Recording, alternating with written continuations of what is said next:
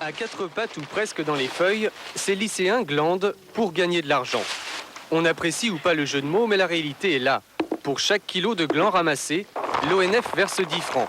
L'arrangement satisfait tout le monde, les lycéens financent leur voyage, tout en soulageant les gardes d'un travail plutôt ingrat. C'est pénible parce qu'il faut rester à quatre pattes toute la journée, à ramasser dans la feuille humide.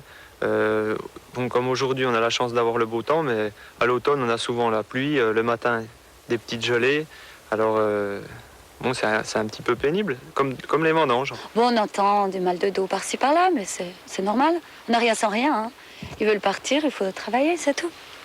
Les gardes de l'ONF n'ont qu'un souci, faire vite. Le gland, malgré les apparences, est un fruit capricieux et sensible qui, une fois à terre, se détruit vite. Les récoltes millésimées sont plutôt rares. Les bonnes glandées n'arrivent que tous les 8 ans. Dès le départ, chaque sac est dûment répertorié. C'est un scellé qui permet donc de certifier donc, que ces glands proviennent bien donc, de peuplements classés.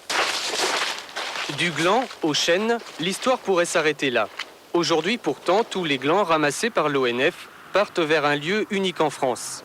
Un centre de remise en forme avec bain d'eau chaude obligatoire pour éliminer les champignons. Après, c'est la course à la sélection. Ceux qui flottent ne sont pas forcément les meilleurs. Ça, ce sont des déchets qu'on redonne aux sangliers. Et donc, les bons glands sont au fond de la cuve. Et donc, là, vont repasser dans une bétonnière donc, pour être enrobés d'un fongicide. Sous ces allures de confiserie industrielle, le centre de traitement des graines n'a qu'un seul but, assurer la qualité génétique des forêts de demain.